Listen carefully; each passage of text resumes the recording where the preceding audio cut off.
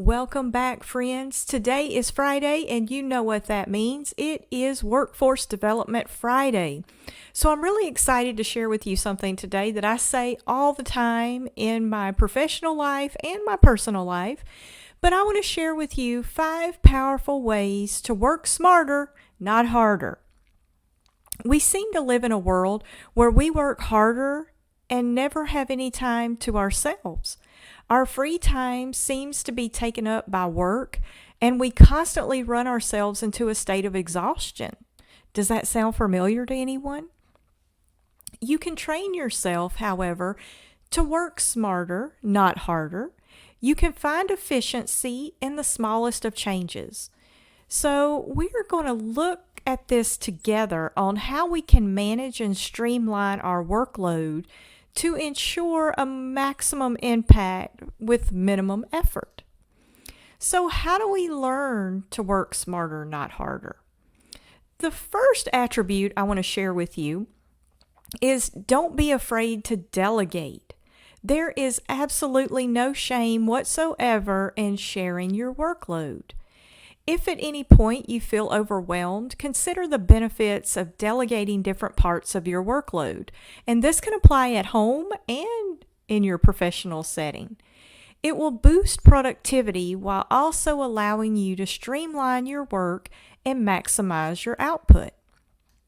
As you delegate, you may see results that inspire you and allow other members of your family or your team to show you how they work, allowing you to create a healthy and collaborative working environment. The second attribute could be work at a time you feel the most productive. People find that they are at their most productive at different times of the day. For example, some people find that they are the most productive first thing in the morning. Others may find their productivity peaks at lunchtime or even late at night. Every one of us is different. When you find yourself at your most useful, awake, alert, and productive, that is when you should do your most important work. Remember that smart workers manage their time effectively while also taking breaks to recharge and gather their thoughts. This is your opportunity to do something great. Our third attribute, multitask your projects. If you have one project running at the same time as another, do it.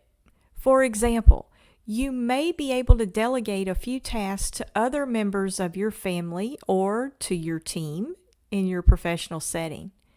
In the meantime, you can be working on another project.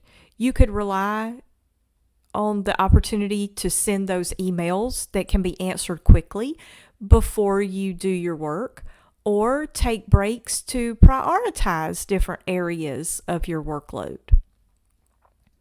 Our next attribute is get organized. Organization, it is an important skill to learn if you want to learn how to work smarter, not harder. Make sure you have a to-do list, so you always have a list of tasks that can be ticked off, right?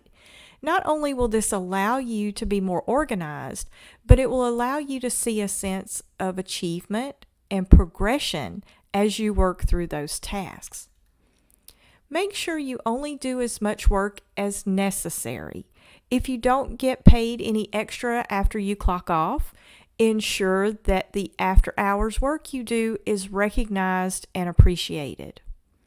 Share any productivity strategies or tips with the members of your team so that they can work smarter too.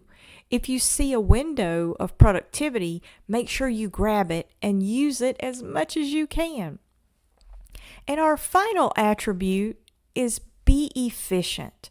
If you can answer an email on your morning walk or morning commute, then do it. If you can run background processes while you're jumping on the phone to a client, then so be it. You need to make sure you are utilizing and managing your time most effectively. If you can write a generic template email that will save you hours, hey, go for it. Working hard is important, but there is no point in pushing yourself to do something that will be unreasonably stressful when there are ways to manage your time and maximize your productivity. If you want to achieve work-life balance, I want to encourage you today to work smarter, not harder. Thank you for joining me today. I hope you found something useful that you can put into practice in this coming week. And as always, I want you to remember, you can let today be the first day of the rest of your life.